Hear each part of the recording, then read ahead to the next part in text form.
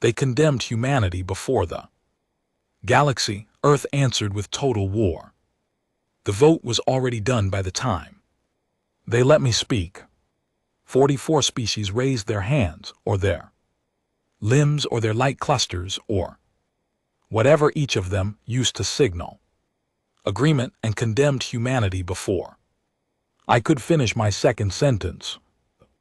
Galactic Conclave Chamber at Vithkara Station was built to hold 500 representatives, and every seat was filled. I stood at the center podium, which was designed for the accused and not the diplomat. That detail was not an accident. They wanted me standing in a dock. They wanted Earth on trial. My name is Yale Davar. I am 41 years old. I grew up in a small coastal city on the northern shore of the country, where my family had lived for 4 generations. I spent 12 years in Earth's diplomatic corps, working my way through postings on 6 different stations before this one, and I had never once in my life felt small, not until that room. The Veldrazi ambassador was a tall, gray-skinned creature named Voreth Sel.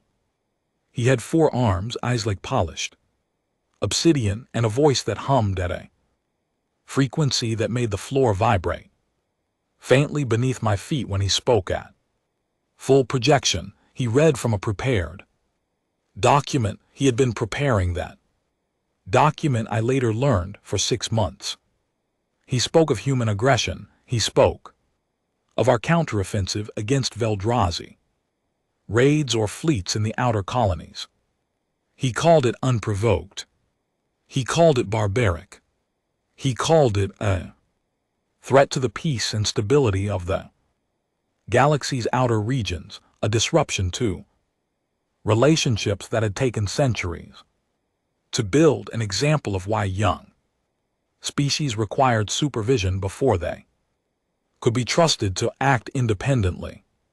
He did not mention the colony ships.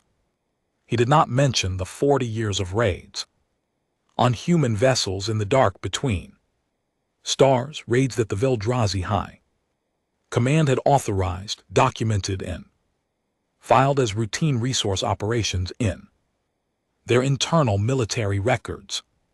He did not mention the 1,200 people taken from the cargo hauler named Alara's Wake in the year 2271, removed from their ship and never returned. He did not mention the burning of the Kepler Station Supply Depot, or the ambush on the convoy near Proxima 3, or the slow and deliberate destruction of 3 human outposts over 2 decades, each loss logged in Veldrazi military files as a necessary engagement and filed away. He did not mention any of that, and the conclave did not ask him to. I asked to speak. They gave me 4 minutes. I said, "You are condemning us for responding to 40 years of attacks on our people." I said, "The evidence of Veldrazi raids is documented, verified, and available for review by any member of this body." I said, "Earth did not begin this conflict. We simply refused to keep pretending it was not happening, and refused to keep burying our dead quietly while our formal complaints sat unacknowledged in an administrative queue." Voreth Sel interrupted me before I could finish. He said my government had submitted no formal complaint to the conclave. He said Earth had taken unilateral military action without authorization from any recognized oversight body.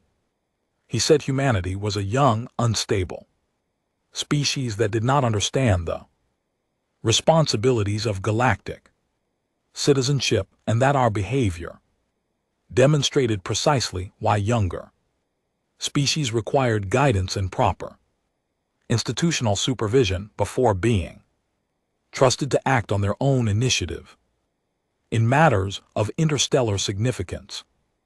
I looked at him across the chamber. I said, "We submitted formal complaints in 2258, 2263, and 2271. All three were filed with the conclave administrative office through proper channels. None of them received acknowledgement. None were assigned to a review committee. None generated any response of any kind." He said the filing system had been under administrative review during the relevant periods. The chamber laughed, not all of them, but enough. A low rippling sound of amusement moved through 500 seats in the way that certain things move through crowds from one section to the next, each picking it up from its neighbor until it had traveled the full circumference of the room. I stood at that podium and felt the specific kind of cold that comes not from temperature but from understanding. The understanding that you are not standing before people who want to find the truth. You are standing before people who have already decided what the truth is and are conducting a process they consider formality.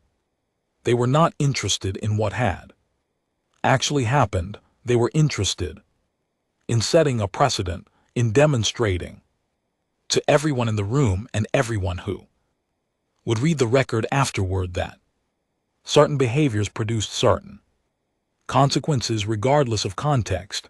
The precedent they were setting was, you do not act without permission. You do not defend yourself without authorization. You do not respond to what is being done to you until the body with authority over these matters tells you that you may. The resolution passed 44 to 3. 3 species abstained. One of the abstaining delegations was the Cathari, represented by a quiet, gray-feathered diplomat named Roshan, who had said nothing during the entire proceeding but had watched me throughout it with careful, steady eyes. I noted her. I did not yet know what to make of her, but she was the only person in that room whose attention felt like something other than judgment or dismissal. And you do not forget that when you are standing alone at a podium in a room full of 500 people who have voted against you. The terms of the resolution were read into the permanent conclave record by the session chair.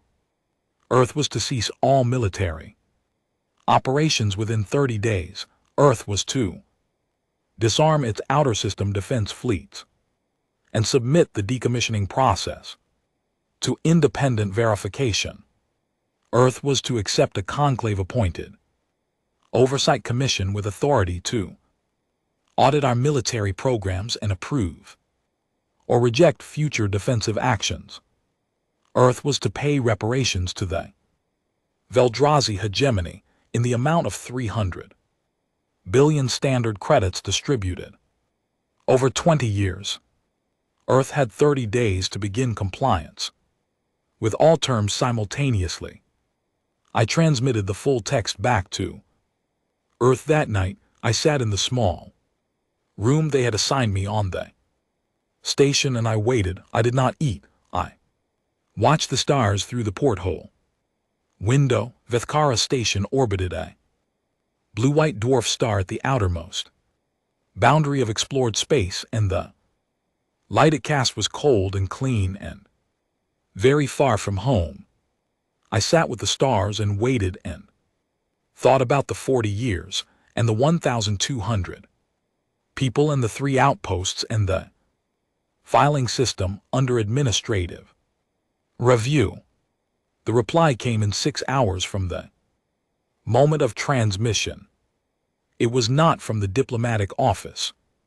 It was not from the foreign ministry or the Secretary of Relations or anyone whose contact signature I recognized from the normal chain of communication. It came directly from the Prime Coordination Council in Earth's Governance structure. The Prime Coordination Council was a body that convened only during a very specific and precisely defined category of emergency. Not a resource crisis, not a disease. Emergency. Not a diplomatic breakdown of ordinary scale. The Prime Coordination Council convened when Earth security was under what the governance charter described as existential threat. That was the category this situation had been placed in. The message was 22 words. Verdict received and logged. We will not be complying. Begin preparations for extended diplomatic absence. Command authority has transferred. I read it 3 times. I read it a 4th time to be certain I understood the specific institutional language. Command authority has transferred was not a phrase used loosely in Earth's governance framework. It had a precise meaning that anyone trained in the history of Earth's emergency protocols would recognize immediately. I recognized it. My stomach recognized it before my mind finished processing the implication. My aide was a young man named Colin Marsh. He was 26 years old. He had studied galactic relations at a respected institution, and he had come into this work with a genuine, honest belief that people of any species were ultimately reasonable when given accurate information and the right conditions in which to consider it carefully. It was one of the reasons I had chosen him. Real optimism, not performed optimism, is a useful quality near you when things are difficult because it reminds you of what the work is actually for. He saw my face when I looked up from the message and said, "What does it mean?" I said, "It means Earth is not going to comply with any of the terms." He was quiet for a moment, then he said, "What comes next?" I thought about command authority has transferred. I had studied Earth's history the way everyone in diplomacy had studied it, because you could not do this work, not really, not at depth, without understanding where humans came from and what we had done to ourselves and to each other over the long centuries before we found the stars. Earth's history was a hard study. It was a record of extraordinary invention and terrible destruction and the slow accumulation of understanding, with the pattern repeating enough times that the shape of it became clear if you looked at it long enough. I said, "Colin, find the historical records from the 20th century, the industrial mobilization archives, specifically the large-scale conflict periods." He found them and began reading.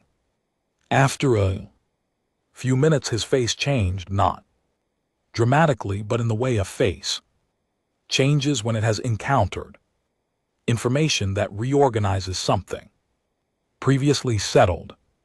He did not sleep well that night. Neither did I. I lay in my bunk and stared at the ceiling of the small room on Vethkara station and thought about Vorsel's voice after the vote was cast. He had turned to his delegation and spoken in Veldrathi without activating the translation system. He was certain in that moment that no one near him understood what he was saying, but I had a translation implant. He had said, "They are too few and too slow. They will produce noise for some months and then they will accept the terms. They always do." He was right about the first 2 things. We were relatively few compared to civilizations that had been spreading through space for thousands of years, and we had been slow in certain historical patterns, slow to believe a threat was real, slow to organize fully, slow to cross the threshold from responding to committing. But there was something that lived on. The other side of that slowness. Something I had read about in those history files and now felt at a great distance, like a weight shifting in an enormous machine that had been still for a long time. Vorcel had studied our population numbers and our fleet records and our diplomatic history. None of those things, read in isolation, would have told him what he needed to know. I closed my eyes and tried to sleep. Cold light of the distant star came through the porthole. The station hummed. Around me, the 30-day clock was already running. The galaxy had made its decision. Earth was making its own. The first thing I noticed when I returned to human space was the quality of the silence. Not the silence of empty corridors or inactive facilities, the opposite. There is a particular silence that descends over people working very hard toward a single shared purpose, a silence of concentration and physical effort that has no room in it for casual noise.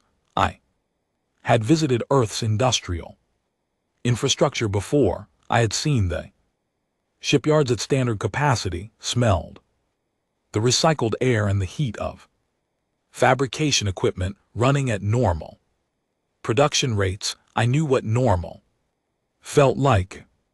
This was not normal. The Kerensky orbital yards above Mars had been producing 8 vessels per year when I left for Vethkara station. 8 per year was the number cited. Earth's annual infrastructure reports as evidence of strong and growing industrial confidence. 8 vessels per year, carefully constructed and delivered on schedule. I arrived at Kerensky with Colin and with a conclave observer who had been assigned to my delegation, Roshan herself, who had formally requested the posting and whose request had been approved in a way that surprised me.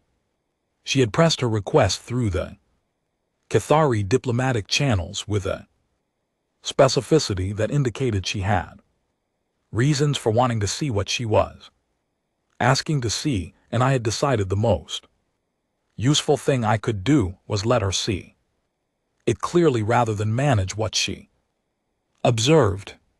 She pressed her face to the observation port of the station's upper gallery and did not speak for a long time. Every dock in the Kerensky yards was occupied, every construction frame held a vessel in some stage of completion. The frames themselves had been physically enlarged since my last visit. I could see the fresh weld lines on the superstructure, new berth arms grafted onto old scaffolding, the seams still bright where they had not yet been weathered by the environment. Workers in vacuum suits moved across the halls in organized lines at every level.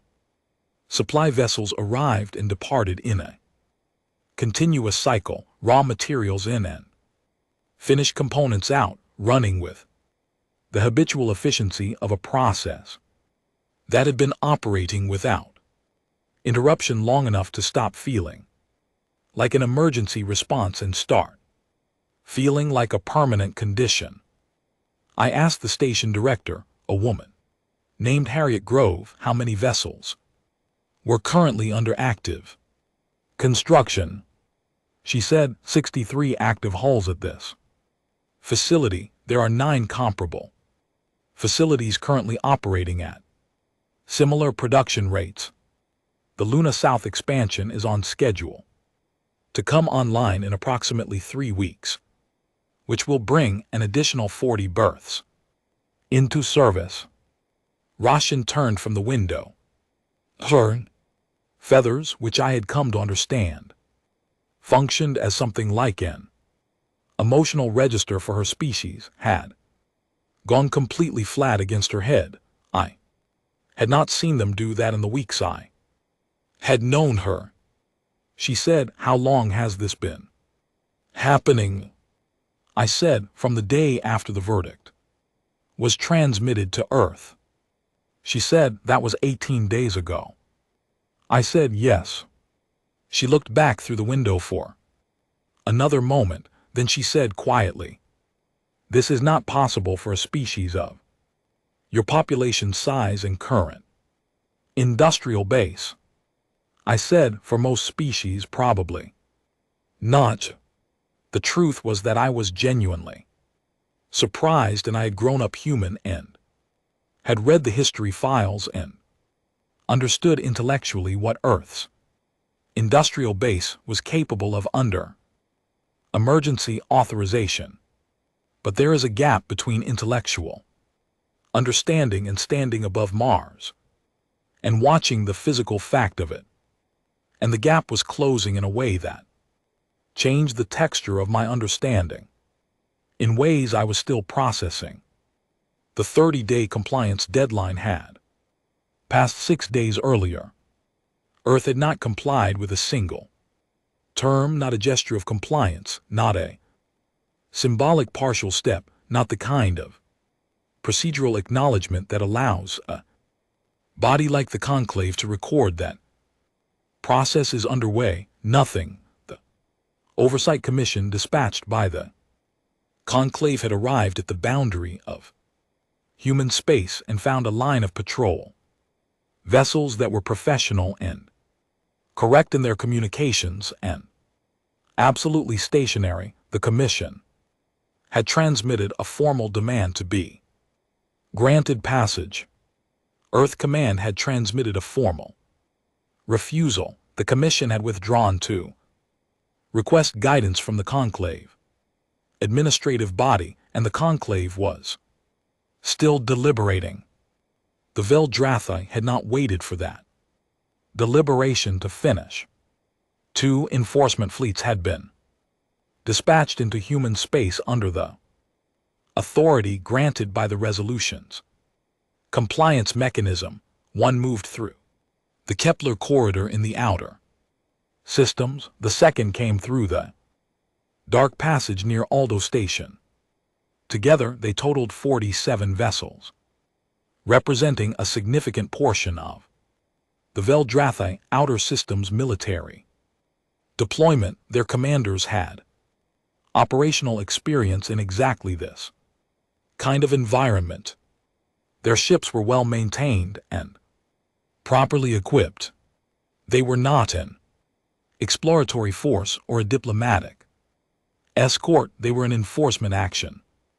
Both fleets went silent within 11 hours of entering human space.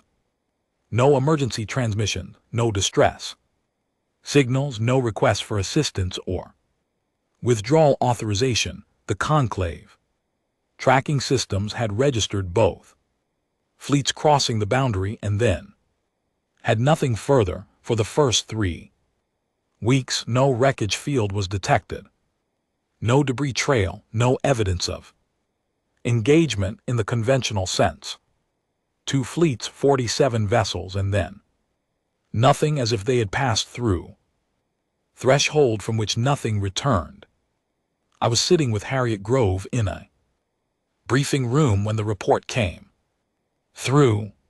She read it and set the data pad down without any change in her expression. I said, "What happened to them?" She said, "I am a shipbuilder, not a field tactician. I can tell you what I was briefed on regarding the general strategic reasoning. Earth Command made a decision early in the planning process. That visible wreckage communicates the wrong thing. Wreckage implies a contest. A contest implies that the outcome was a question. The absence of wreckage implies something that wreckage does not. I thought about that. I said it implies that entry itself was the last action, that going in was the entirety of it. She said, "Yes, that is one way to describe it." Roshan had come in quietly and was standing by the doorway. She said, "What is the other way?" Harriet Grove looked at her She said, the other way is that it implies we could do it to any fleet that crosses that line.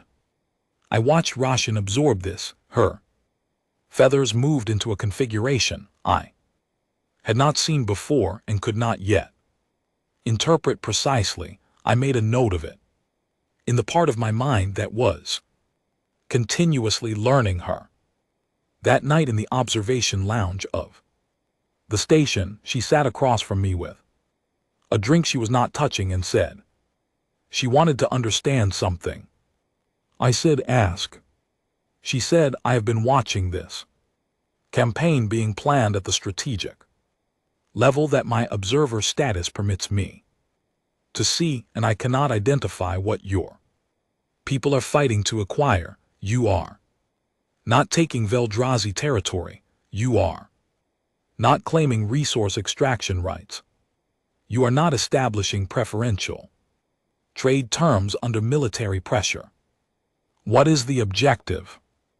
I said, we are not fighting to gain anything. We are fighting to remove a specific capability. She said, explain. I said, for 40 years, a component of the Veldrazi military conducted raids on human civilian vessels. They continued because there was no cost to continuing. Our complaints were not processed. The raids were not acknowledged. The cost of the raids in Veldrazi terms was zero. We are changing that calculation, not by acquiring something but by removing the mechanism that made the zero cost possible. When the mechanism is gone, there is nothing to negotiate about because the capability to repeat the action no longer exists. She was quiet for a moment. Then she said, other species conduct war as a negotiation. Both sides fight until the cost of continuing exceeds the cost of the terms on offer, then they agree to terms. That is how every conflict in conclave recorded history has functioned. I said, I know. She said, your people do not function that way. I said, no. She said, is it because you cannot sustain a prolonged negotiation at this scale, or because you do not trust that the negotiation would produce a durable outcome? I looked at her. She was asking the right question, which was why I answered it fully. I said, it is because the negotiation method had already been running for 40 years and had produced nothing except more of the same. And negotiation requires both parties to have something to lose from the situation continuing. Our complaints were invisible. Our losses were there. Resource operations, there was no leverage on which a negotiation could rest. We had been conducting a one-sided negotiation for 4 decades and calling it diplomacy. She was quiet for a longer moment. I said, this is not hatred, Roshan. I want you to understand that there is no rage driving this campaign. There are people doing a specific job that needs to be done. The job is remove the mechanism. Everything outside the mechanism is not our concern. She looked at the stars visible through the lounge window. She said, how long? I said, until it is structurally impossible for the relevant operations to be restarted. Earth Command has defined that threshold specifically and will not move before it is reached. She closed her eyes. The next morning, 3 conclave member species had sent private inquiries through Earth's diplomatic channel, requesting informal discussion. 2 of them had voted for the resolution. All 3 were framing their votes as having been based on incomplete information. Colin brought me this information with an expression I had not seen on him before. He said, they are frightened. I said, yes. He said of us.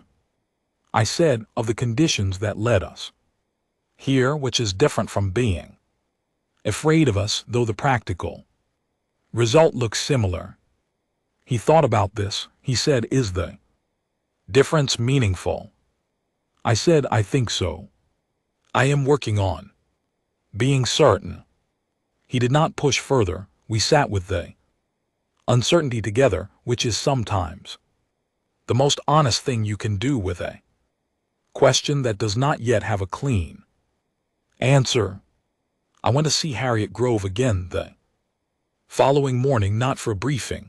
I asked her to walk the yards with me, which she agreed to. After a moment of consideration, we suited up and went outside into the environment of the orbital facility, which required full vacuum equipment and a safety tether and the specific awareness of three-dimensional orientation that took newcomers time to develop, and that experienced yard workers moved through as naturally as walking on a floor.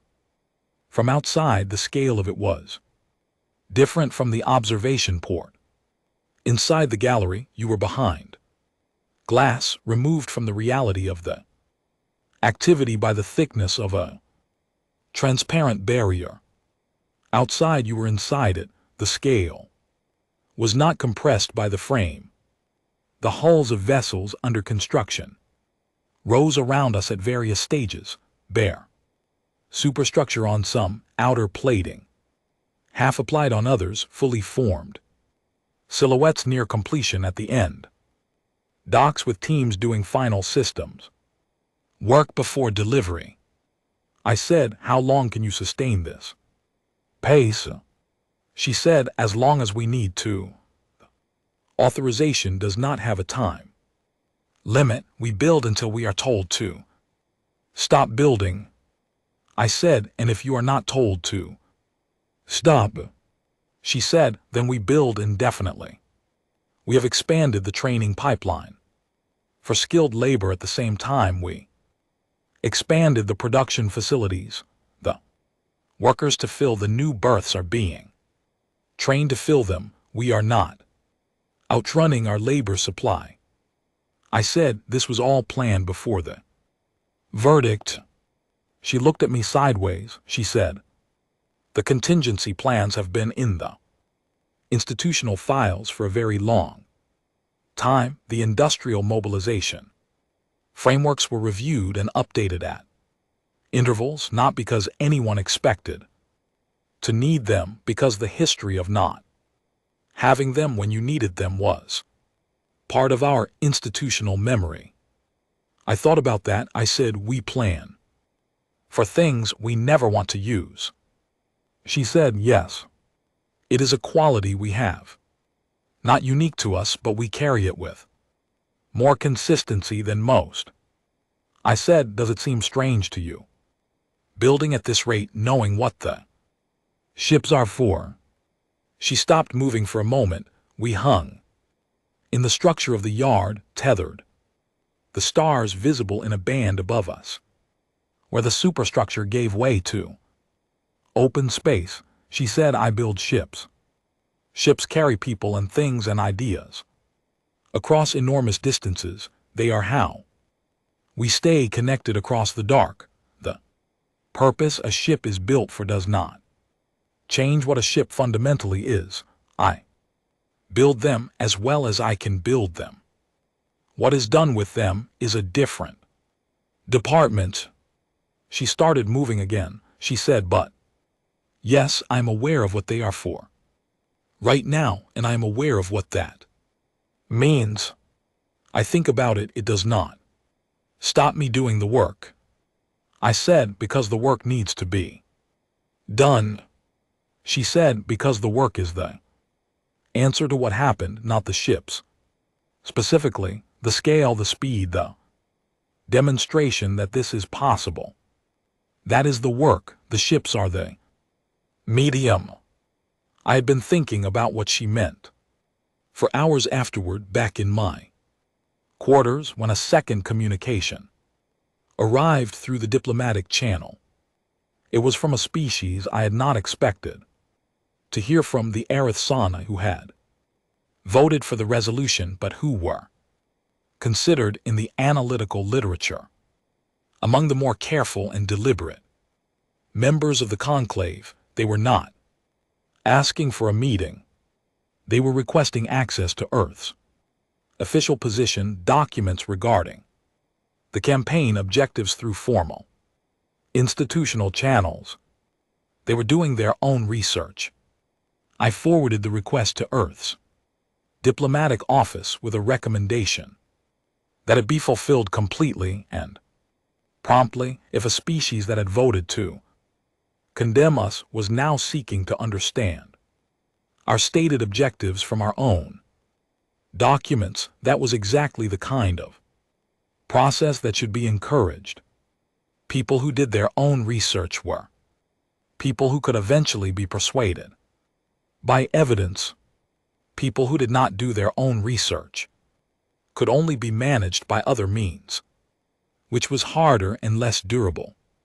Colin had made a list of the various inquiries and requests that had come through our channel in the preceding 2 weeks. He showed it to me over the communal table in the small shared space outside our quarters. 12 different inquiries. Some of them were from species we had expected to hear from.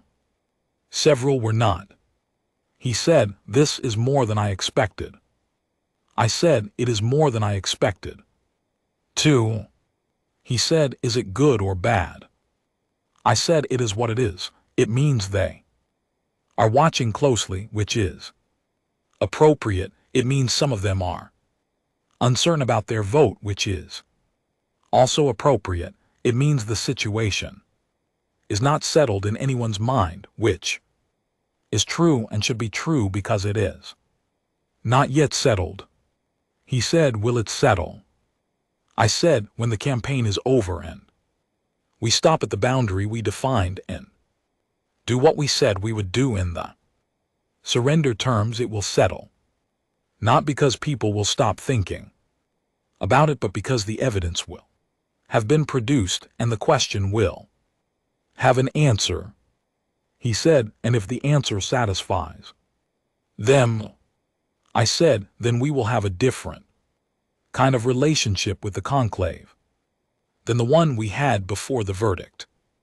Not necessarily easier, but built on something real rather than on assumptions that were wrong." He wrote something in his notes. I looked out the porthole at the yard. Still working in the dark outside, ships being built, evidence accumulating. The distance between what we said and what we would do being measured in real time by 47 species who were watching to see if the gap existed. It did not. That was the whole demonstration. Vorith Sale requested a private meeting with me in the 14th week. He did not call it the campaign. He called it the current situation, which told me more about where his government stood before he said a substantive word than any briefing document could have. An ambassador who called your civilization barbaric in front of 500 galactic representatives does not describe the outcome of the policy he championed as the current situation, unless that outcome has been meaningfully different from what he expected. I met him in a small conference room on Vethkara Station. No recording equipment, no aids. His conditions, which I accepted. The meeting itself was worth more than any record of it would be. He sat across from me, and for the first time since I had known him, he looked reduced in some interior way that his physical body did not reflect. He was still 4 arms and obsidian eyes and a voice that moved through frequencies the human ear registered as vibration in the bones, but something was absent that had been present before. The bearing of absolute institutional Certainty, it was not there. He said, I am authorized to make a proposal. I said, I am listening. He said, the Velt Rathi High Command is prepared to formally acknowledge that unauthorized engagements occurred in the outer systems over the preceding 40 years involving vessels under Velt Rathi military registration. We are prepared to enter this acknowledgement into the permanent conclave record and make it available to all member species. I said unauthorized. He said the operations were not sanctioned by the Civilian Council. I said they were authorized by the High Command, documented in classified military operational logs at the senior level, conducted without interruption across 4 decades of continuous activity, and during that entire period, not one officer was removed or disciplined in connection with them. Are you prepared to also state that the Civilian Council had no awareness of this program across those 4 decades? He did not answer. I gave him time to answer. He did not take it. I said, leaving that question aside, what is the proposal in exchange for this acknowledgement? He said, full and immediate cessation of Earth's military campaign, complete withdrawal from all currently occupied facilities within 60 days. I transmitted the proposal to Earth Command that evening word for word, without commentary. My job was to carry it accurately, not to interpret it. Owen Price responded in 4 hours. His message was direct and brief. It said, acknowledgement is not cessation. Words entered into a record do not remove operational capability or provide structural guarantee against future use of that capability. Earth's objective is unchanged. Operations will cease when the relevant infrastructure has been physically dismantled and the dismantlement independently verified. Statement of acknowledgement, regardless of how it is framed or where it is recorded, does not meet that threshold. Please communicate this position to the Velt Rathi delegation. I returned to Vorth Sale the following morning.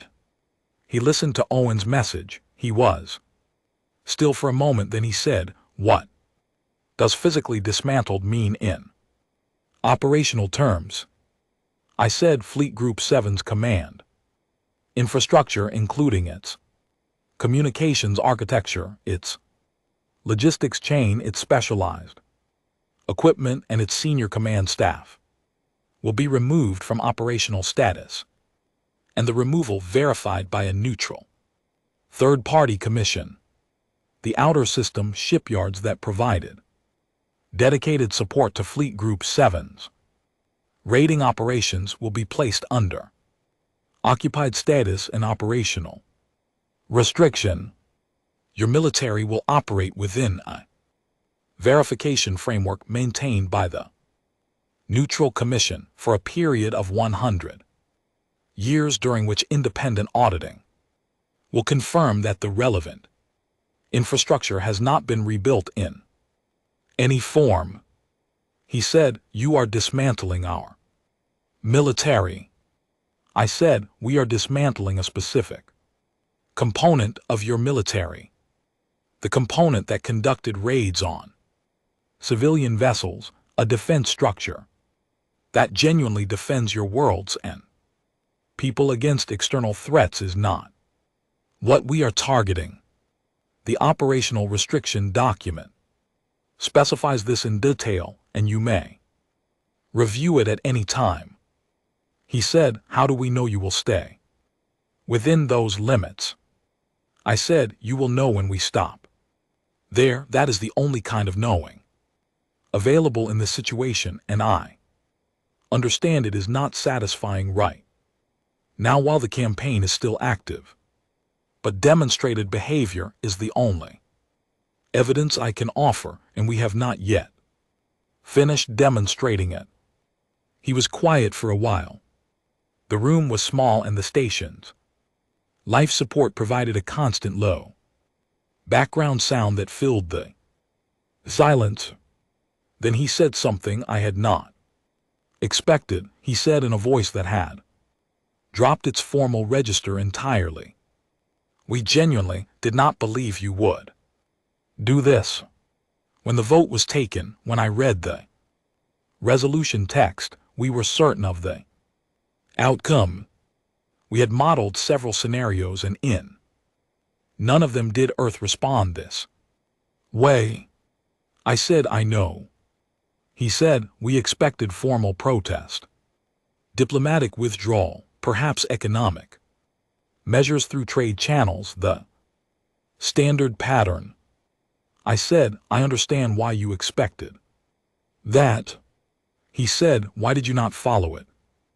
I looked at him. I decided to answer honestly, because we were far past the point where careful language served either of us. I said, "Because the standard pattern had already run its full course over 40 years and produced nothing for us except more of the same.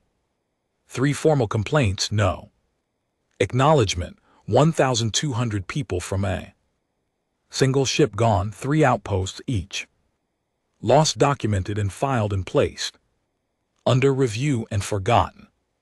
The standard pattern requires the other side to feel some consequence of the complaint being made. Our complaints produced no consequence for anyone except the people we were trying to speak for." He looked down at the table. I said, "This is not personal, Ambassador. There is no hatred in this campaign, and I want you to hear that directly from me. Our people are in the field to complete a specific task, not to punish a culture or a civilization. When the task is complete, we will stop at exactly the boundary we described, and we will be at the same table as the Veltrathi in the conclave, with the same formal relationship as before, different in weight because each side will have a clearer understanding of what the other is capable of, but a relationship. We are not here to end you." He said, "Many species say that." I said, "Yes, and some of them mean it, and some do not. You will find out which kind we are when we stop at the line and do not take a single step beyond it."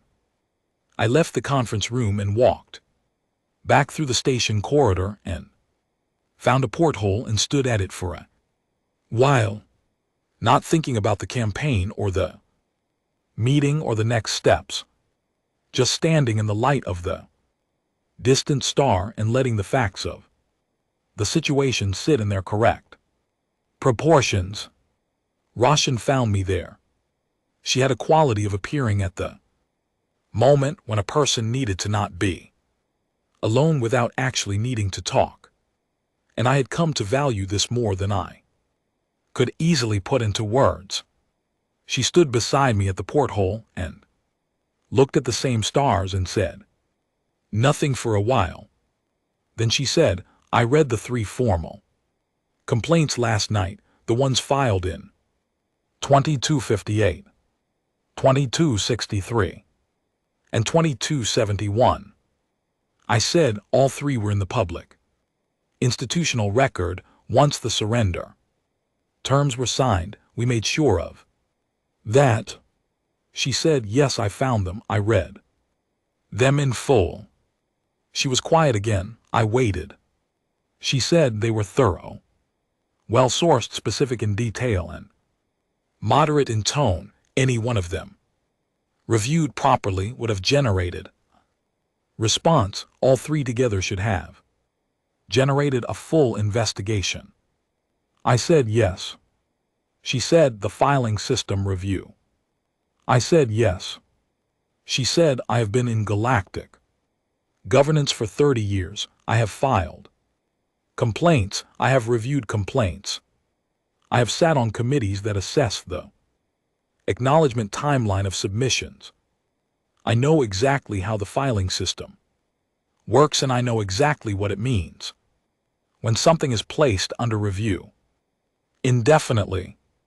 I did not say anything. She did not need me to fill that silence. She said, I want to say something to you directly, Yale, and I want to say it outside of any formal context. I turned from the porthole and looked at her. She said, we failed you. The institution failed you. The 3 complaints should not have been buried. The pattern of your reports taken together should have triggered exactly the kind of investigation that would have prevented everything that followed. It did not trigger that investigation because the complaints were filed by a young species with minimal political weight in the conclave structure, and because the species they named had been a conclave member for 200 years and had relationships and standing that made the path of least resistance the path of no action. She paused. She said, I am not making an excuse. I'm telling you what happened so that you understand. I understand what happened. I said, I know. She said, do you accept the acknowledgement? I said, yes, I do. It matters to hear it said directly. She looked back at the stars. She said, the question I am working on now is what I do with the understanding, what it requires of me going forward. I said, you are already doing it. You are here. You are watching. You requested this posting when you could have stayed at a comfortable distance. She said, watching is not enough. Watching is what the institution did for 40 years while your complaint sat in the queue. I said, watching with the intention to act when action is required is different from watching and deciding action is someone else's responsibility. She thought about this for a long time. We stood at the porthole together as the station moved slowly through its orbit, and the distant star's cold light shifted its angle across the corridor floor. Then she said, when this is over and you are at the table, I will be there too.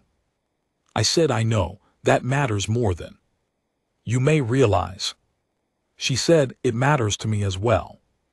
We stood there a while longer, and then she went back to her quarters and I went back to mine, and the night passed in the way that nights on stations pass. Quietly, the life support cycling through its rhythms, the work outside continuing without interruption. 2 days later, the conclave convened an emergency session to formally discuss Earth's response to the resolution.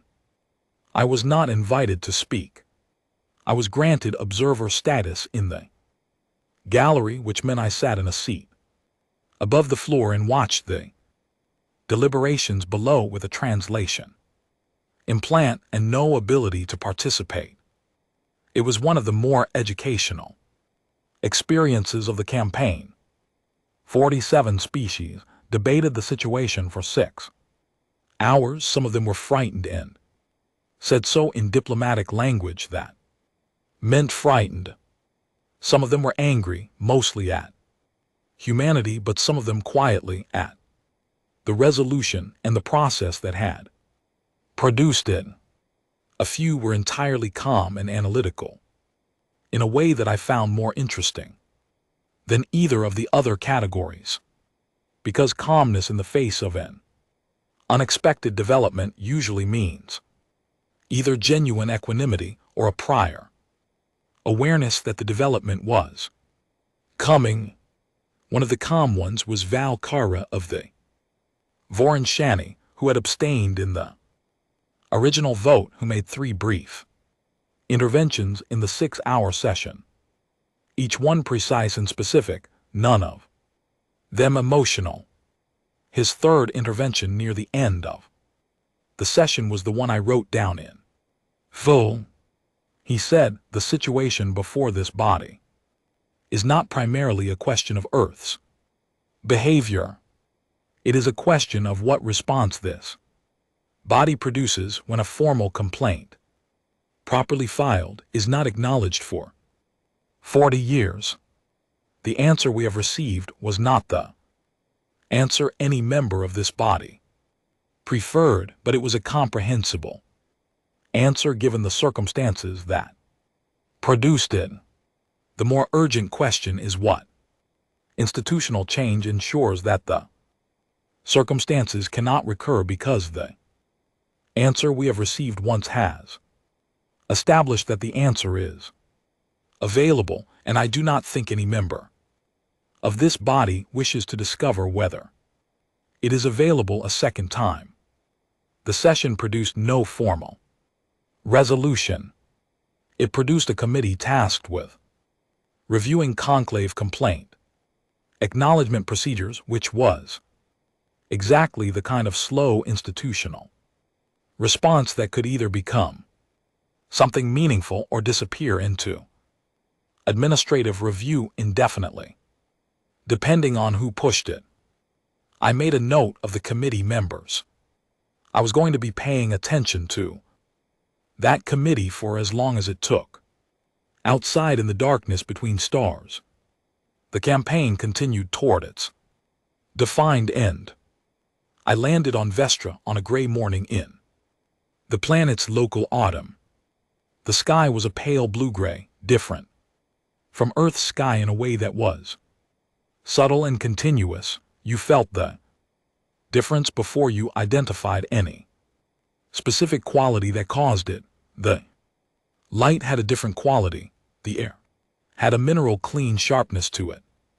The city that stretched around the landing pad had the layered depth of very long habitation, centuries of construction sitting on centuries of construction, the older foundations, visible in the textures and angles of streets that had been laid down before the current city grew up around them.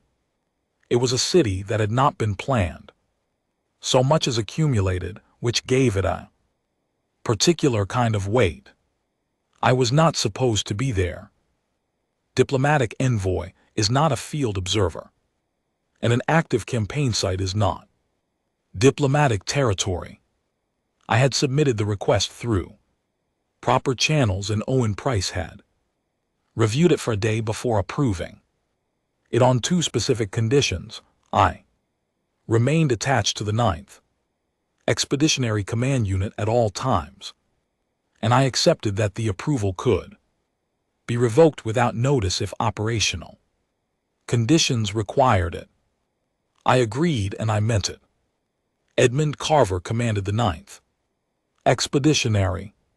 He was 53 years old and had spent 30 years in Earth's armed forces, and he carried himself with the unhurried calmness of a person who had stopped finding urgency in anything that did not genuinely require it. And GT snorts. And GT, he briefed me on the operational status the morning of my arrival, using a portable display and a speaking style that was purely descriptive, free of any theater. Here is what we have accomplished. Here is what we are doing now. Here is what remains. Here is the schedule. No posturing, no emphasis intended to impress, just the facts of the situation presented accurately. His people reflected him. I watched a soldier named Patrick Hale move through a residential district near the command district boundary, checking a route that supply vehicles would use.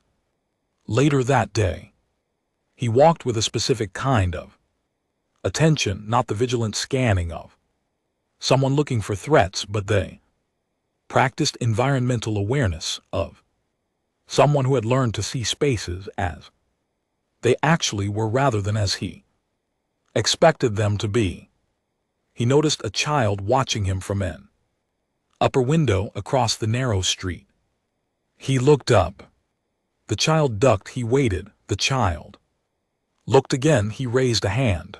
The child stared for a long moment and then waved back tentatively, and Patrick moved on. He did not slow down, he did not make it a moment, he just acknowledged it and continued with his work. On the second day, I watched Patrick spend a substantial portion of his afternoon outside a barricaded shop in the market district. The man inside had locked himself and his family in after receiving information from a source I never identified that human forces were planning to treat Veltrathi civilians in the same way that Veltrathi forces had treated human civilians in the outer system raids. The information was false, but the man inside did not know it was false. He had heard it from someone he trusted.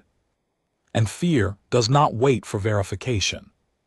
Patrick did not force entry, he was not required to. The man inside was not a military asset and was not emptying any operational objective. He sat down on the ground outside the barricaded door and spoke through it.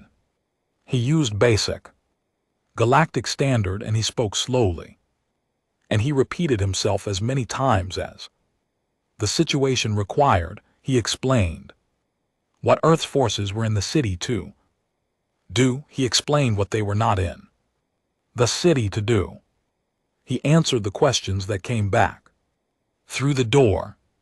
He stayed there and he was not impatient about staying there.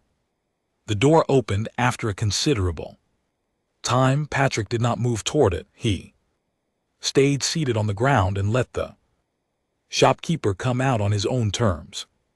They talked. Then they went their separate ways. I wrote down that interaction in detail. That evening, it was not exceptional by the standards of the 9th Expeditionary. It was, I came to understand, simply what their standards required. On the third day, a young Veltrathi too find me near the outer edge of the central market district. She came alone and directly, which in that city at that time required a specific quality of determination. She was perhaps 15 or 16 in Veltrathi developmental terms, which translated to roughly 12 in human equivalents, and she was slight and her eyes were the wide, dark kind characteristic of her species. And she stood in front of me and said, in accented galactic standard that she had clearly practiced, "Why are you here?" I said, "I'm a diplomat. I came to observe." She said, "Are you going to make us live under your authority now?" I said, "No, we are completing a specific set of tasks and then we are leaving." She said, "Everyone who comes says they are not staying. Then they stay." I said, "I cannot prove to you that we are different while the campaign is still happening. I understand you have no reason to believe me right now. What I can do is tell you exactly what we came for, and you can watch and see if we do that and stop at that boundary." She looked at me with the direct, unfiltered assessment that belongs to people who have not yet learned to soften their scrutiny into politeness. I told her about Fleet Group 7. I told her about 40 years of raids on human civilian vessels. I told her about 1,200 people taken from one ship. I did not use diplomatic language or soften the facts. I told her what had happened, the way you tell someone the truth, plainly, with the weight it carries. She listened without interrupting. When I was done, she was quiet for a moment. And then she said, "Our government did those things." I said, "The military command authorized them." "Yes." She said, "Is that why humans fight so completely? Because of what was done to your people?" I said, "That is part of it. The rest is That we do not want to have to do this. Again, not ever. We are not here for punishment, which would only require that someone suffer. We are here to end a mechanism which requires that it be physically dismantled. Those produce different behavior. She thought about this. She said, "Neither do we want to do this again." I said, "I believe that. I believe that. Most of your people did not want this and did not know the full extent of what was done in your military's name. And I hope when this is over, that matters too. How you think about what comes after." She looked at me for another moment, the same direct look, then she walked away. I stood in the market district and made a decision I would find her name. I asked Patrick Hale that afternoon. He wrote it down in his small notebook, without asking why, because his instincts were good and he understood that some things needed tracking that fell outside the operational mandate. Her name, which I confirmed through the civilian assistant record some weeks later, was Sivrath. In her language, it translated roughly as First Light. I sent a message through official channels to the address on file when the campaign was over. I told her I remembered her question. I told her Earth's forces had left as I had said they would. I told her I hoped she would watch what happened next and make her own judgment. She did not reply. I did not expect her to, and I would not have thought well of her if she had simply taken my word for things. Trust is built from evidence, not from messages. I was prepared to let the evidence accumulate over time. Edmund Carver briefed me on the approach of terms discussions 2 weeks after I arrived. The Velthrathi High Command had opened a communication channel and was signaling readiness to discuss conditions for ending the campaign. I was in the room when Voreth Sel read the terms Owen Price transmitted. 4 points. Full accountability for the colony raids, entered into permanent conclave record with senior high command. Signatures, a reparations fund for the families and communities of human victims, structured over 15 years and independently administered, verifiable. Military limitations on Fleet Group. 7 successor structures for 100 years, monitored by a neutral third-party commission. A permanent human seat on the conclave. Security tribunal as a full voting member with equal standing. Voreth Sel read through the document. He looked up. He said, "This is all." I said, "That is all." He said, "You do not want our worlds, our resource territories, our trade infrastructure." I said, "We have our own worlds. Trade infrastructure is a separate conversation through normal diplomatic channels. It is not part of this." He set the document down. He said, "I do not understand your species." I said, "Most people do not at first." He signed the surrender terms on the 48th day of the ground campaign. Campaign from first contact to signed terms had lasted 7 months and 11 days. The conclave historical record contained no comparable campaign that had ended less time once full commitment had been reached. Owen Price sent a message that night. 5 words: "Well done, come home soon." Someone from the human delegation stood near me outside the signing room after everyone else had cleared out and asked what this felt like.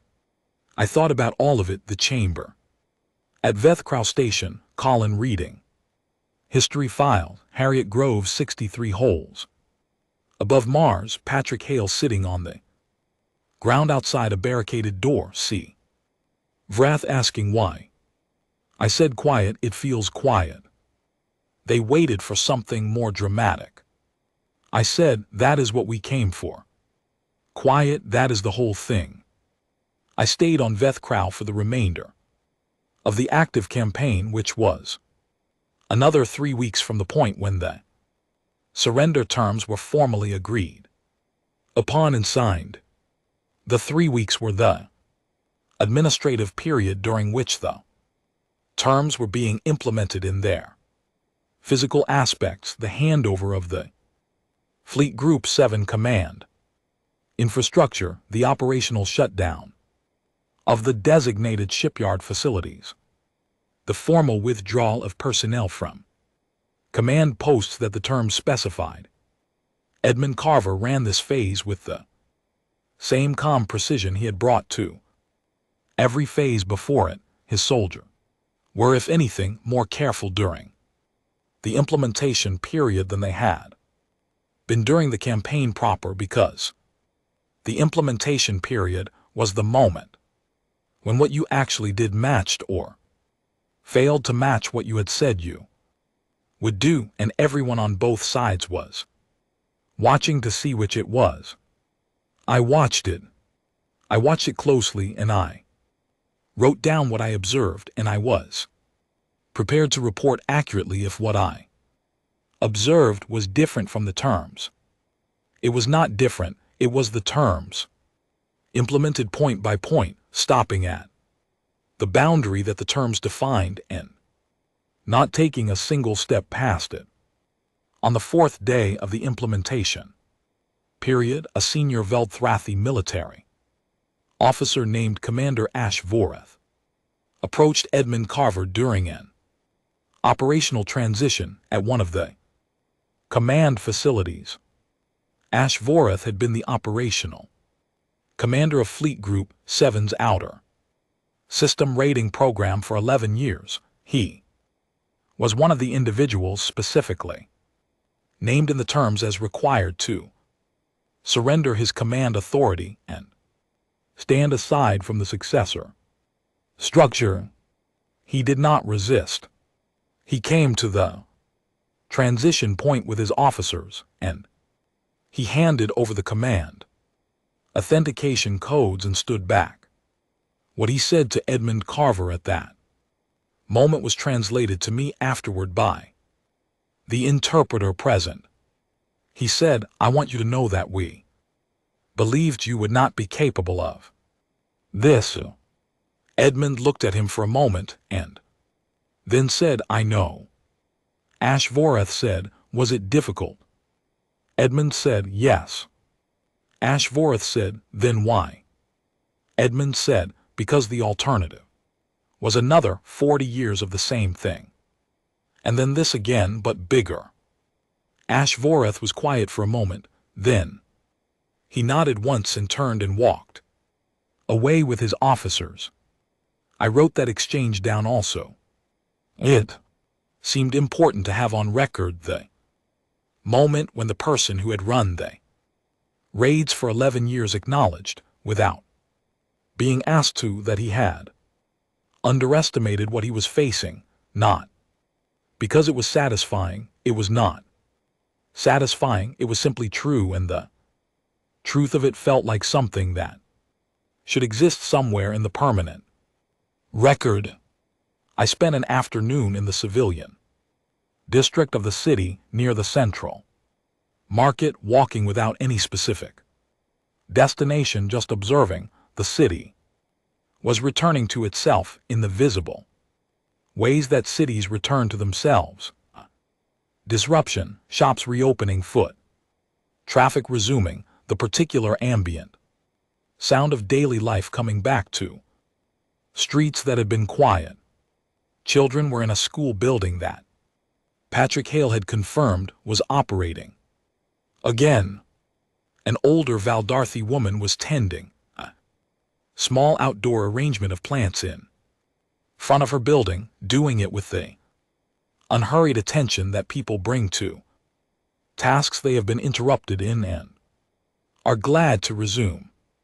I passed the barricaded shop. It was open. The shopkeeper was behind his counter. He did not look at me, or if he did not acknowledge that he recognized me. That was fine. He was not required to acknowledge me, and I was not seeking acknowledgement. I noted that the shop was open and the family was there, and I walked on.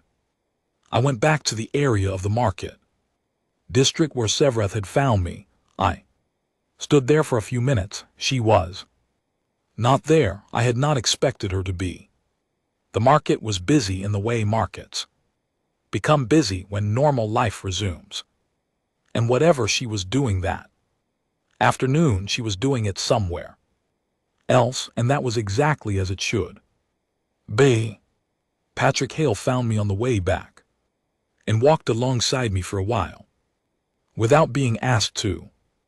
He had developed an instinct for when his presence was useful and when it was not, and I had come to trust the instinct.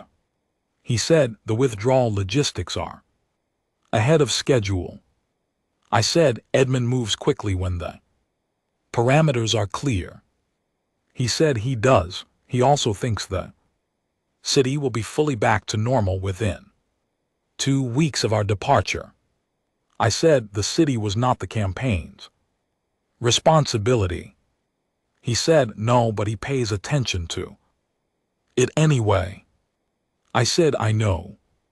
That is one of the things I would want recorded about this campaign if I were recording things for the historical account."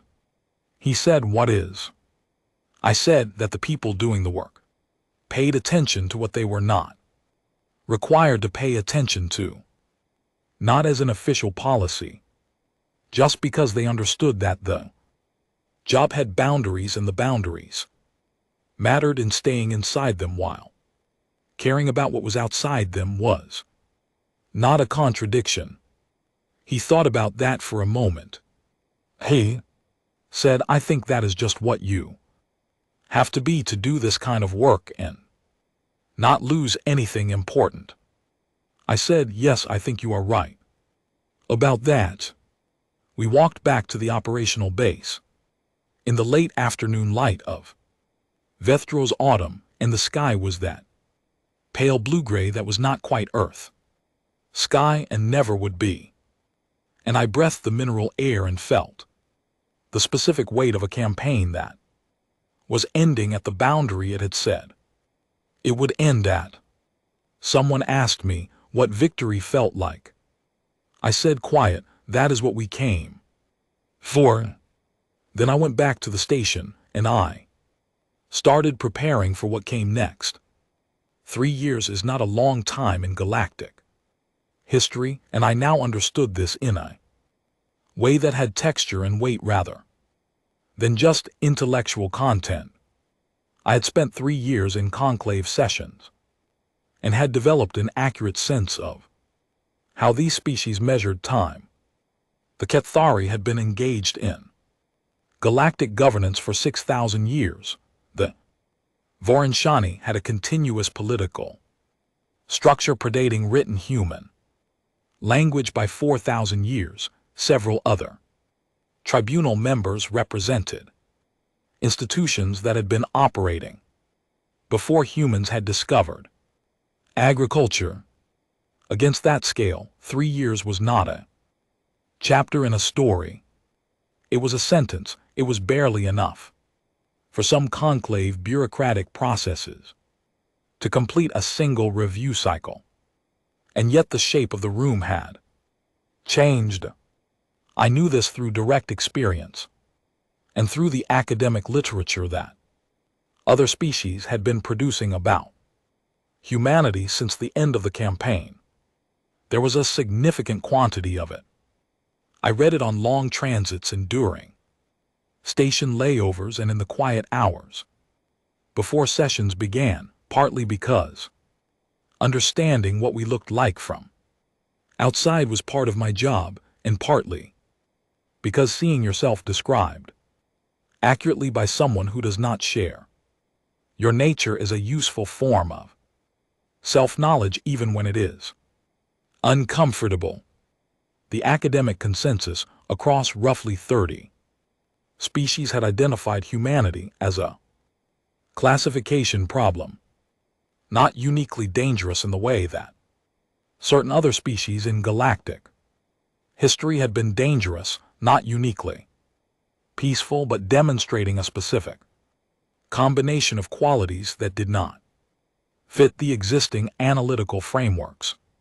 A Voronezh scholar named Velturin, a paper that received significant attention, had used the word completeness in a technical sense to describe what she observed, the degree to which a species, once committed to an objective, eliminated the gap between intention and outcome. She used the word several times, and she clearly meant it precisely as a measured quality rather than a rhetorical emphasis. She was right, and reading her analysis produced in me the specific discomfort of accurate external description. The thing is true, and you know it is true, and seeing it named clearly by someone standing outside you makes it more true in some way it was not before. I was 44 years old. There was more gray in my hair than there had been at Vethkara station. I moved through the conclave chambers with a quality that I want to name carefully, because the wrong name for it produces the wrong impression. It was not arrogance. I had seen what arrogance looked like in humans after success, and it was not a quality I respected or wished to replicate. It was something closer to settled. I knew where I stood. I knew what I represented. I knew what I was in the room to do, and the room knew it, and neither of us had to perform anything about it. Colin Marsh had left the diplomatic corps 7 months after the surrender terms were signed. He had returned to Earth and taken a teaching position at a university where he was teaching a course in galactic relations history. He sent occasional messages that described his students' questions as things he had not thought to ask himself, which told me he was exactly where he was supposed to be. I was glad for him. His replacement was a woman named Nina Akefer. She was 30 years old and had grown up on an outer system colony world, one that had been raided 20 years earlier when she was a child. She had sheltered under her school. During one of the engagements, I had asked her early in our working relationship whether this affected her ability to work on matters involving the Valdarthi, because the question mattered, and pretending it did not was not useful to either of us. She said, I was angry when I was 10. I worked through it. Hating them does not give back what was taken, and it makes me worse at this work. She paused. She said, ensuring it cannot happen again gives something back, not everything, but something real. Nina Akefer was, across 3 years, one of the most precise and clear-thinking people I had worked alongside in my career. I trusted her judgment on matters where I had previously trusted only my own. She was currently sitting 2 seats to my left at the conclave security tribunal table. The tribunal table was a circle of 8 seats. It had been 7 seats before. The 7 species already at the table had histories in the conclave predating human spaceflight, some of them by enormous margins, and the configuration of the table before Earth's addition had been a circle that was technically a circle but practically arranged to communicate relative standing through position and angle. The longer-standing members occupied the positions of visual centrality. This was not accidental. Institutional arrangements of this kind never are. Earth's demand had been specific and was not a matter on which we negotiated. Full seat in the circle with equal visual standing to every other member. not a corner position, not an angle that communicated adjacency rather than membership equal. The existing tribunal had proposed a corner placement that was technically inside the circular configuration while being practically peripheral. Owen Price had reviewed the proposal and responded with a single sentence: "We are at the table, or we are not at the table, and we will need your guidance on which you prefer." They had built a new seat. They had placed it in the circle at the position that left every member equidistant from every other. I sat in it now with the naturalness that things acquire when they have become real rather than aspirational. Roshan arrived early to every session. Where we were both present, she had been promoted within the Kethari delegation and was now her species' senior conclave representative. This carried institutional weight that I valued, not because it gave me access to power through her position, but because it meant the things she said were heard as coming from the full authority of a 6,000-year institution, which made them harder to dismiss and easier to build on. She sat across from me on this particular morning and placed her documents on the table and said, without preliminary, 3 more species have asked me to facilitate introductory conversations with your delegation about bilateral security arrangements. I said, which 3? She named them. 2 were mid-sized species with outer system territorial interests. 1 was the Vor and Shani, which I had not expected. I said, the Vor and Shani want a bilateral security discussion with Earth. She said, they want to understand your operational doctrine at a level of specificity that goes beyond what is available in the public record, and they surrender terms. They have reviewed the full campaign documentation, and they believe the terms are precisely what they appear to be. They want to hear the limits articulated directly by a human, because in their experience, direct conversation allows them to assess consistency in a way that documents do not fully permit. I said, they want to verify that we mean what we write. She said, they believe you do. That is the source of their interest, rather than the source of reassurance. A species that consistently produces no gap between stated position and actual position is unusual in a governance system that has historically operated with deliberate ambiguity built into formal communication at every level. Your consistency is legible, but it falls outside the parameters most species use to model political behavior, and that creates a kind of uncertainty that is different from fear but produces some of the same motivations. I said, so they want to know the conditions that lead us to act, not what we do once we are acting. She said, yes. If they can understand and avoid the first, the second becomes irrelevant to them. That is a sophisticated form of concern in my view. It is not fear of humanity. It is a recognition that certain conditions should not be created. I thought about this for a moment. I said, that is honestly the most useful framing of our position that I have heard in 3 years of trying to explain it. She tilted her head in the Cathari gesture I had learned to read as something like a dry, careful smile. She said, we are 6,000 years old. Useful framings arrive eventually. There was genuine warmth in that exchange, not performed diplomatic warmth, which I had been around enough to recognize from a distance. Real warmth, the kind that comes from accumulated time and consistent honesty.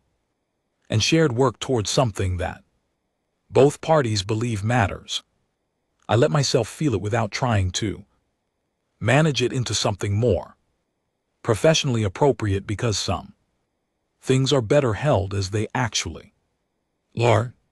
Roshan had become, across 3 years, the closest thing I had to a genuine ally in this system. It had not been fast. She was careful and deliberate, and she did not offer trust easily, which I had recognized from our earliest real conversations, because I am the same way.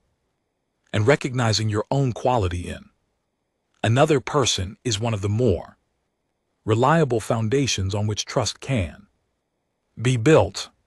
But it had come built from honest exchanges and consistent behavior, and a shared, never directly stated understanding that both of us had been present for a significant failure of the institution we served, and both of us intended to make the institution work better because of it.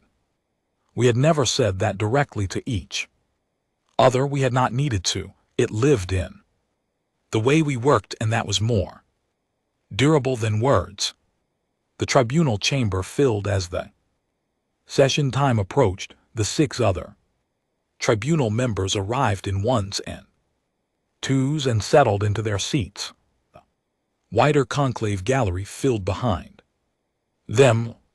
Nina organized the session documentation with the quiet, steady efficiency I had come to rely on as a constant in a work life that contained many variables. The translation systems hummed to life. I thought about Siv Rath.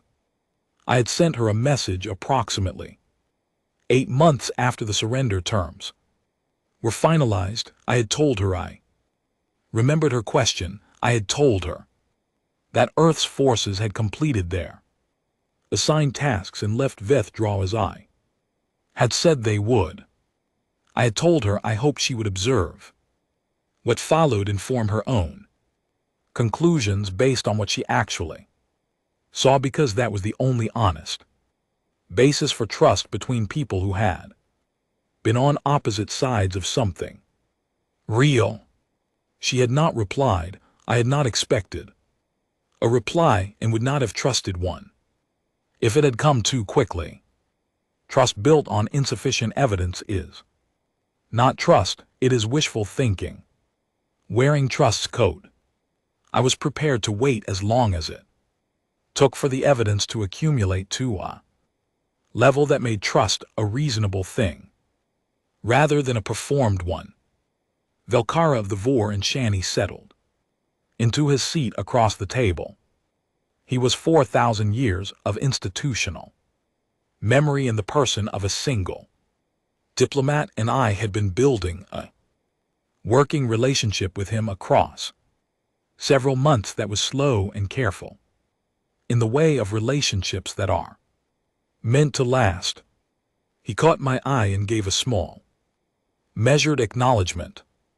He had said something to me 2 months earlier that I had returned to many times since. He had said, in 6,000 years of conclave history, the species that have done the most lasting damage to the structure of galactic relations are not the ones who acted with deliberate malice. They are the ones who were absolutely certain they were correct and acted on that certainty without adequate process to test it. I had thought about this carefully and honestly. I had thought about Vethkara Station, the vote 44-3, the certainty of 44 species that they understood the situation fully enough to condemn another civilization in the course of a single session. I had snorts thought about the 22-word message from Earth's Prime Coordination Council delivered in 6 hours, the certainty on the other side that what was being done could only be answered one way. I had not arrived at a clean answer about which certainty was more justified, because clean answers to questions of that kind usually come from people who have not thought about them carefully enough. What I had arrived at was a commitment. The work of this room, this table, seat in the circle, was to build a process robust enough that certainty of both kinds had to pass through it before it became action, not because certainty was always wrong, because process was the only reliable way to find out which certainty you had. And you could not know that in advance. Nina leaned over and said, "Everyone is present." I said, "Good." I looked around the table one full time before I began.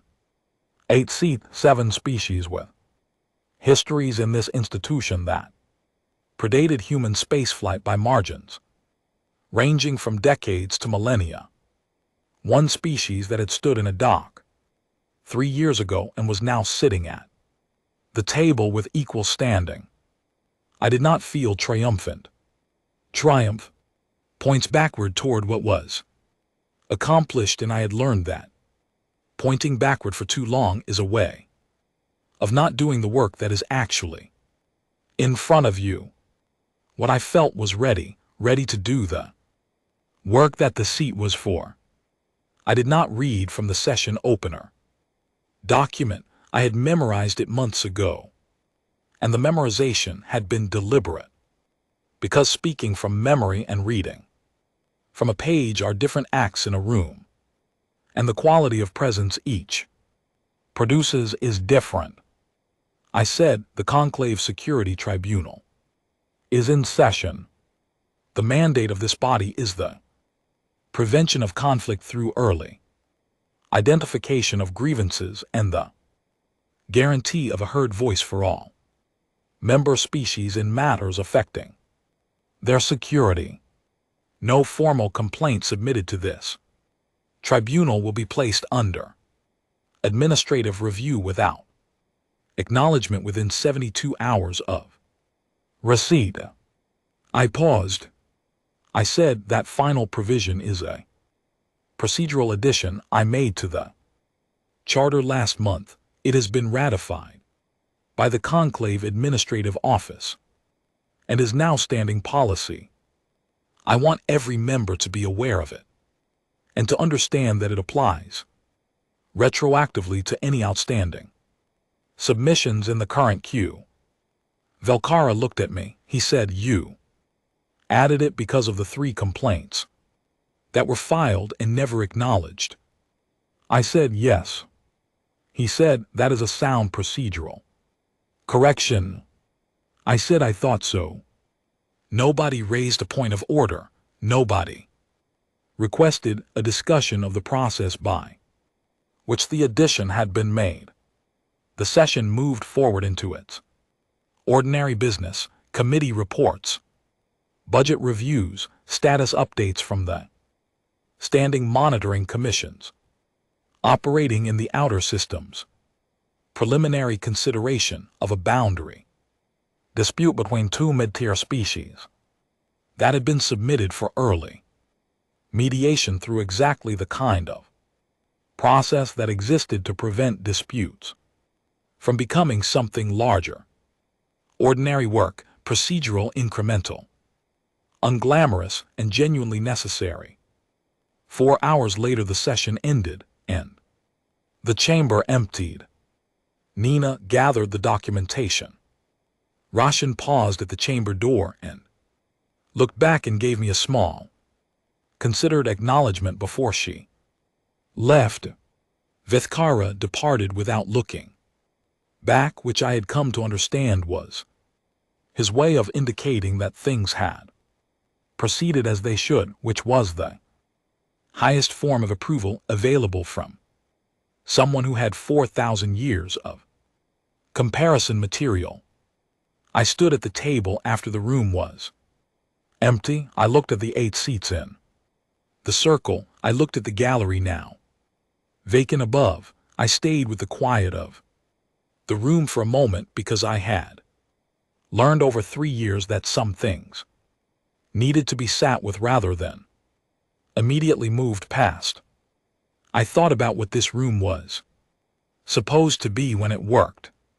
A place where a complaint was acknowledged within 72 hours, where evidence was reviewed before a vote was taken, where 40 years of documented raids could not be filed and forgotten because a system was under administrative review.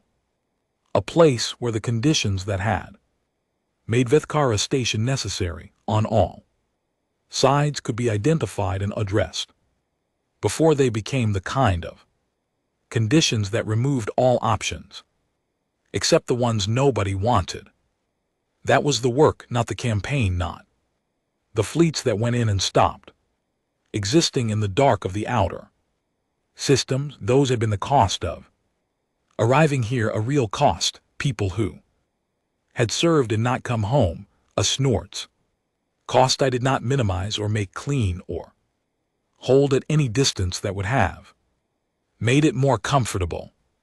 But this was the point, this quiet, procedural, entirely undramatic morning, in a circle of 8 seats where a formal complaint would now receive a response within 72 hours. I had said once after the surrender that victory looked boring. I had meant it as a description of what I expected. I understood it more fully now, standing in the empty chamber. Boring was not a low standard. Boring was an achievement that required enormous sustained effort to maintain. The dramatic things, the crises and the confrontations, and the moments that ended up in records and academic papers, those were what happened when Boring failed. The goal was for Boring to keep working indefinitely. I gathered my own notes. I thought about Owen Price's retirement message. The job was to get you all into the room. You are in the room, the rest is yours. I thought about Patrick Hale and his notebook and the child in the upper window and the way he had raised a hand and moved on. I thought about Edmund Carver briefing me without theater. I thought about Colin Marsh's students asking questions he had not thought to ask. I thought about Harriet Groves yards back at normal productive output, 8 vessels per year, the number that had once seemed impressive and now felt like a particular and exact kind of peace. I thought about Steve Rath, whose name meant first light, who had walked away from me in a market district without saying anything more after I told her the truth, and who had not replied to a message but who was somewhere watching as I had asked her to. I did not know what she had concluded. I would not know for a long time. Some things could only be known after sufficient evidence had accumulated, and that was correct, and I was prepared to wait. I turned off the light in my section of the chamber. The corridor of Vethkara Station stretched ahead of me, and it was just a corridor in a station where people worked on the things that needed working on, some of them old and resistant to resolution, and some of them new and requiring entirely new frameworks to even approach correctly, and the work of building those frameworks was slow and non-dramatic, and occasionally it was the most important thing happening anywhere in the galaxy at that particular moment, and you would not know which kind of morning it was until you were already in the middle of it. That was enough. I walked toward the transit bay and my next meeting, and the long, ordinary, necessary work of keeping the process working the way it was supposed to work. A complaint would be answered in 72 hours. No one was standing in a dock who should have been standing at the table. That was the whole thing. That was everything.